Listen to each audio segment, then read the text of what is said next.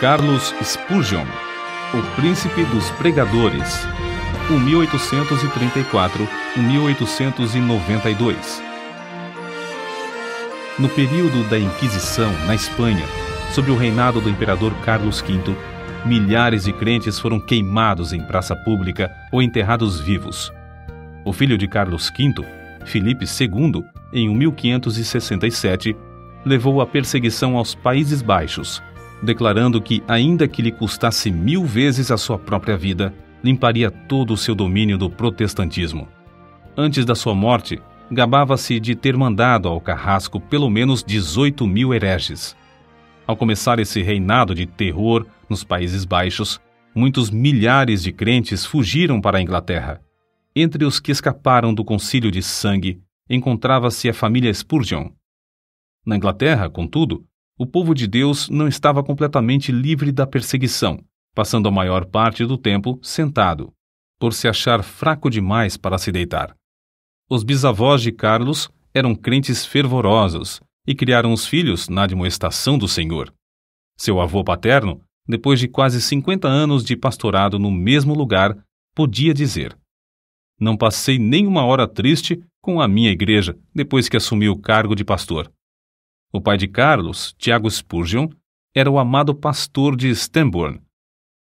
Carlos, quando ainda criança, interessava-se pela leitura de O Peregrino, pela história dos mártires e por diversas obras de teologia.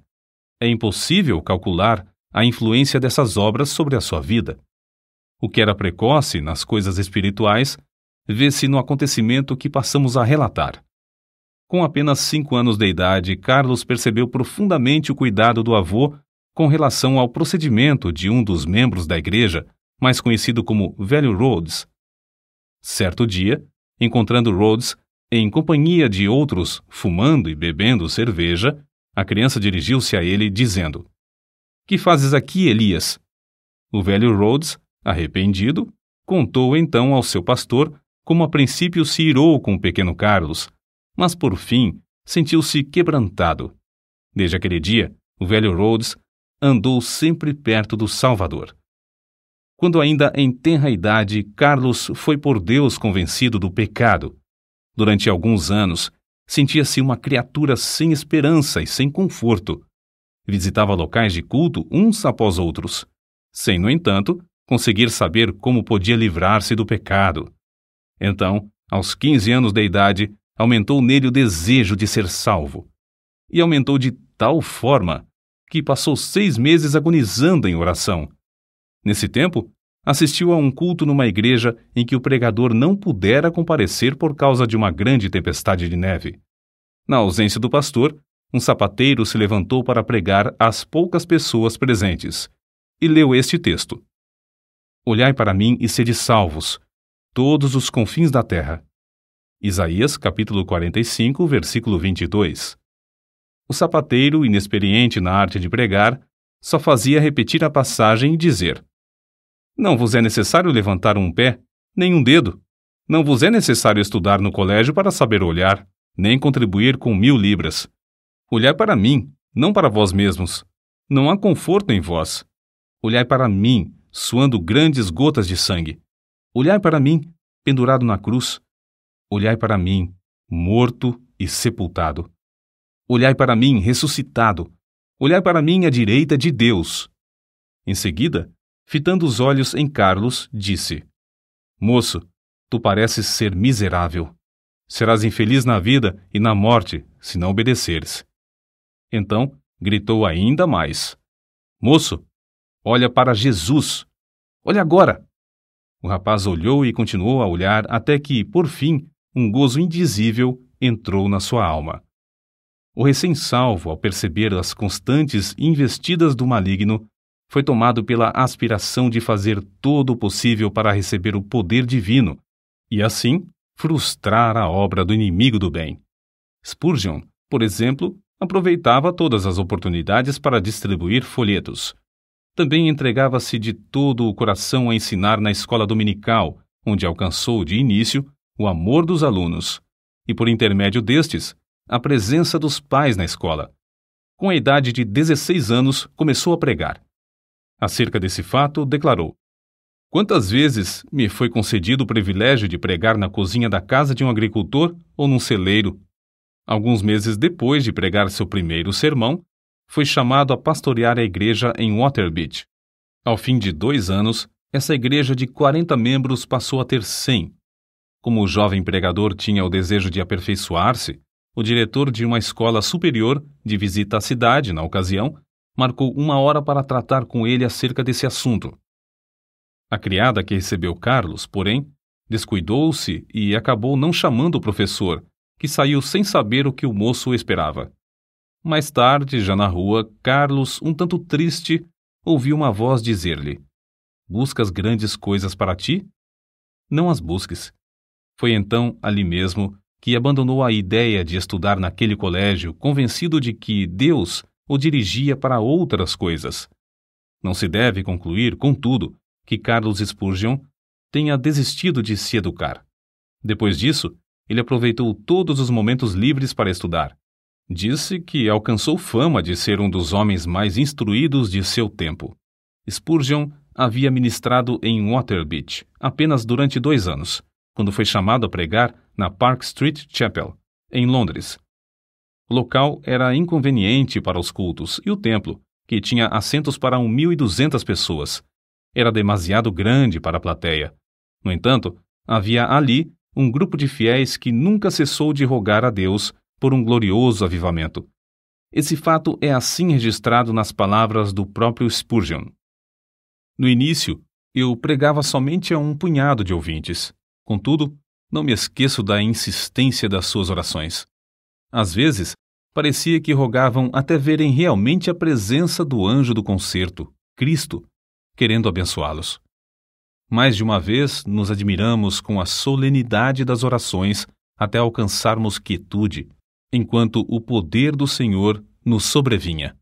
Assim desceu a bênção, a casa se encheu de ouvintes e foram salvas dezenas de almas. Sob o ministério desse moço de 19 anos, a concorrência aumentou em poucos meses a ponto de o prédio não mais comportar as multidões. Centenas de ouvintes permaneciam na rua para aproveitar as migalhas que caíam do banquete que havia dentro da casa. Ficou resolvido que a Park Street Chapel seria reformada.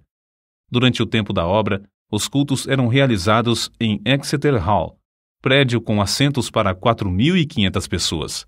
Ali, em menos de 2 meses, a assistência era tão numerosa que as ruas, durante os cultos, se tornavam intransitáveis.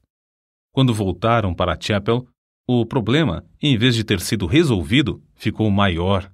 3.000 pessoas ocupavam o espaço preparado para 1.500. O dinheiro gasto, que alcançou uma elevada soma, fora desperdiçado. Tornou-se necessário voltar para o Exeter Hall, mas nem este auditório comportava mais o público presente. A igreja, então, tomou uma atitude espetacular. Alugou o Surrey Music Hall, o prédio mais amplo, imponente e magnífico de Londres, construído para diversões públicas. As notícias de que os cultos haviam passado do Exeter Hall para o Surrey Music Hall eletrificaram toda a cidade de Londres. O culto inaugural foi anunciado para a noite de 19 de outubro de 1856. Na tarde do dia marcado, milhares de pessoas para lá se dirigiram para achar assento. Quando por fim o culto começou, o prédio no qual cabiam 12.000 pessoas estava superlotado e havia mais 10.000 fora que não puderam entrar. No primeiro culto no Surrey Music Hall, notaram-se vestígios da perseguição que Spurgeon teria de encarar. Após a leitura das Escrituras, os inimigos da obra de Deus se levantaram, gritando: "Fogo! Fogo!" Apesar de todos os esforços de Spurgeon e de outros crentes, a grande massa de gente alvoroçou-se e movimentou-se em pânico, de tal modo que 7 pessoas morreram e 28 ficaram gravemente feridas. Depois que tudo serenou, acharam-se espalhados em toda a parte do prédio roupas de homens e senhoras, chapéus, mangas de vestidos, sapatos, pernas de calças, mangas e paletós, chales, etc. Objetos esses que as milhares de pessoas aflitas deixaram, na luta para escapar do prédio. Spurgeon comportou-se com a maior calma durante todo o tempo da indescritível catástrofe, mas depois passou dias prostrado, sofrendo em consequência do tremendo choque. As notícias sobre as trágicas ocorrências durante o primeiro culto no Surrey Music Hall concorreram para aumentar o interesse pelos cultos, em vez de prejudicarem a obra. De um dia para outro, Spurgeon, o herói do sul de Londres, tornou-se um vulto de projeção mundial. Aceitou convites para pregar em cidades da Inglaterra, Escócia, Irlanda, Gales, Holanda e França. Pregava ao ar livre e nos maiores edifícios, em média 8 a 12 vezes por semana. Nesse tempo, quando ainda moço, revelou como conseguia entender nas Escrituras os textos difíceis, isto é, simplesmente pedia a Deus: "Ó Senhor, mostra-me o sentido deste trecho." E acrescentou: "É maravilhoso como o texto, duro como a pederneira, emite faíscas quando batido com o aço da oração." Quando mais velho, disse: "Orar acerca das Escrituras é como pisar uvas no lagar, trilhar trigo na eira ou extrair ouro do minério." Acerca da vida familiar, Susana, a esposa de Spurgeon, assim escreveu: "Fazíamos culto doméstico, quer hospedados em um rancho nas serras, quer num suntuoso quarto de hotel na cidade. E a bendita presença de Cristo, que muitos crentes dizem impossível alcançar, era para ele a atmosfera natural. Ele vivia e respirava nele. Antes de iniciar a construção do famoso templo em Londres, o Metropolitan Tabernacle, Spurgeon e alguns dos membros de sua igreja ajoelharam-se no terreno, entre as pilhas de materiais, e rogaram a Deus que não permitisse que trabalhador algum morresse ou ficasse ferido durante as obras. Deus respondeu maravilhosamente, não deixando acontecer qualquer acidente durante o tempo da construção do imponente edifício, que media 80 metros de comprimento, 28 de largura e 20 de altura. A igreja começou a edificar o tabernáculo com o alvo de liquidar todas as dívidas contraídas com a aquisição de materiais e pagar toda a mão de obra antes de findar a construção. Como de costume, pediram a Deus que os ajudasse a realizar esse desejo, e tudo foi pago antes do dia da inauguração. O Metropolitan Tabernacle foi acabado em março de 1861. Durante os 31 anos que se seguiram, uma média de 5.000 pessoas se congregava ali todos os domingos, pela manhã e à noite. De 3 em 3 meses, Spurgeon pedia aos que já haviam feito parte da assistência que se ausentassem. Eles o atendiam, mas mesmo assim, o tabernáculo era superlotado por outras pessoas das massas ainda não alcançadas pela mensagem. Durante certo período, pregou 300 vezes em 12 meses.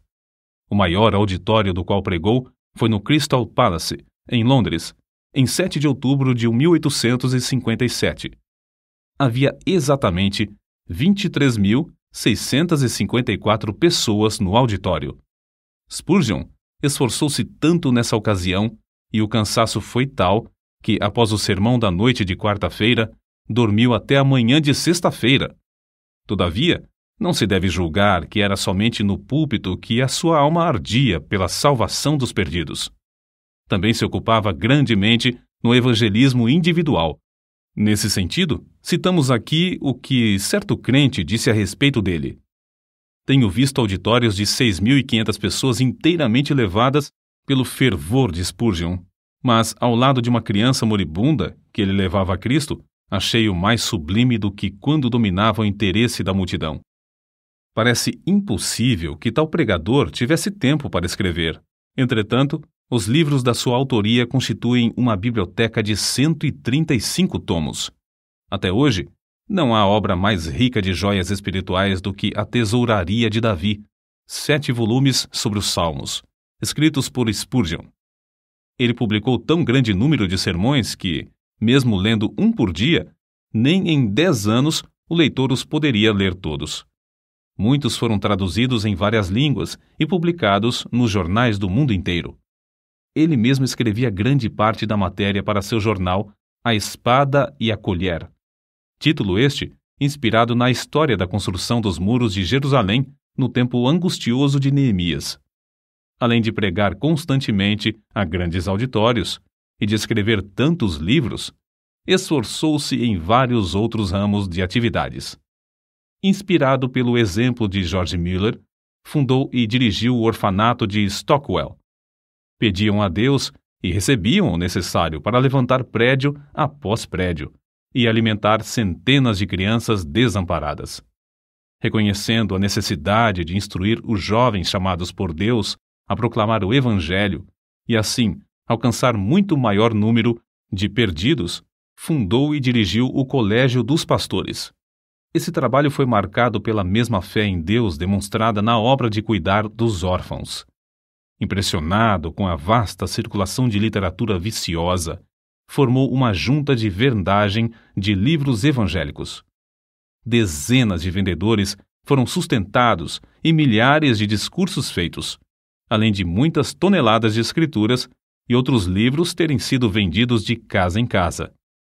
Acerca de tão estupendo êxito na vida de Spurgeon, convém notar o seguinte: nenhum dos seus antepassados alcançou fama.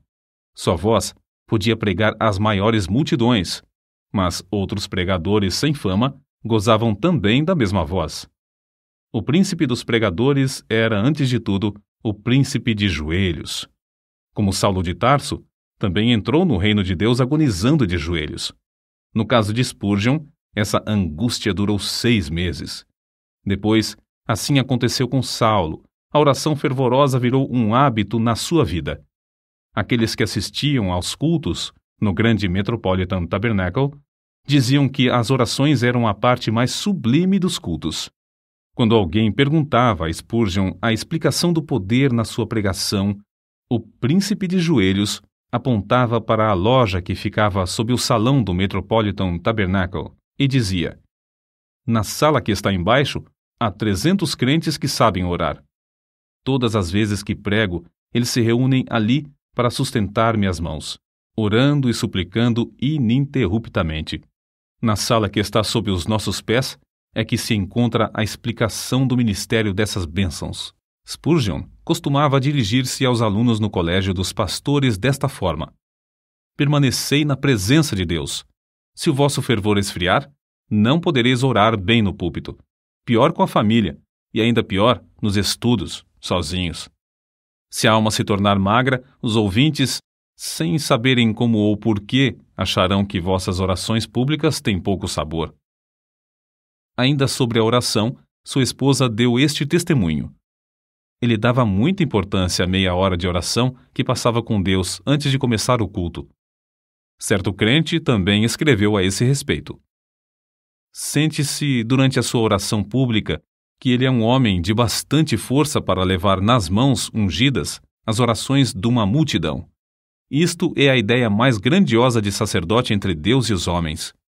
Convicto do grande poder da oração, Spurgeon designou o mês de fevereiro de cada ano no grande tabernáculo para realizar a convenção anual e fazer súplicas por um avivamento na obra de Deus. Nessas ocasiões, passavam dias inteiros em jejum e oração que se tornava mais e mais fervorosa. Não só sentiam a gloriosa presença do Espírito Santo nesses cultos, mas era-lhes aumentado o poder com frutos abundantes. Na sua autobiografia consta que, desde o começo do seu ministério em Londres, pessoas gravemente enfermas foram curadas em resposta às suas orações. A vida de Spurgeon não era vida egoísta e de interesse próprio. Juntamente com sua esposa, fez os maiores sacrifícios para colocar livros espirituais nas mãos de um grande número de pregadores pobres, e ambos contribuíam constantemente para o sustento das viúvas e órfãos. Recebiam grandes somas de dinheiro, mas davam tudo para o progresso da obra de Deus. Não buscava fama, nem a honra de fundador de outra denominação, como muitos amigos esperavam. A sua pregação nunca foi feita para sua própria glória, porém, tinha como alvo levar os ouvintes a Deus através da mensagem da cruz. Considerava seus sermões como se fossem setas e dava todo o seu coração empregava toda a sua força espiritual em produzir cada um deles. Pregava confiando no poder do Espírito Santo, empregando o que Deus lhe concedera para, abre aspas, matar, fecha aspas, o maior número de ouvintes. Charles Haddon Spurgeon recebia o fogo do céu estudando a Bíblia, horas a fio, em comunhão com Deus. Cristo era o segredo do seu poder. Cristo era o centro de tudo para ele. Sempre e unicamente Cristo. J.P. Freud disse: quando Spurgeon orava, parecia que Jesus estava em pé ao seu lado. As suas últimas palavras no leito de morte, dirigidas à sua esposa, foram: ó querida, tenho desfrutado um tempo muito glorioso com meu Senhor. Ela, ao ver, por fim, que seu marido passaria para o outro lado, caiu de joelhos e, com lágrimas, exclamou: ó bendito Senhor Jesus! Eu te agradeço o tesouro que me emprestaste no decurso destes anos.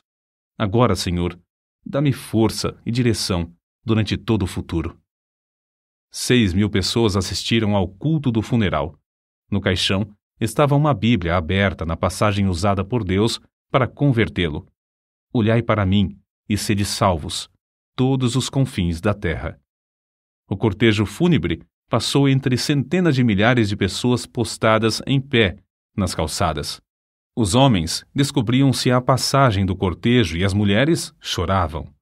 O túmulo simples do célebre príncipe dos pregadores no cemitério de Norwood testifica a verdadeira grandeza da sua vida. Ali estão gravadas estas humildes palavras: aqui jaz o corpo de Charles Haddon Spurgeon, esperando o aparecimento do seu Senhor e Salvador, Jesus Cristo.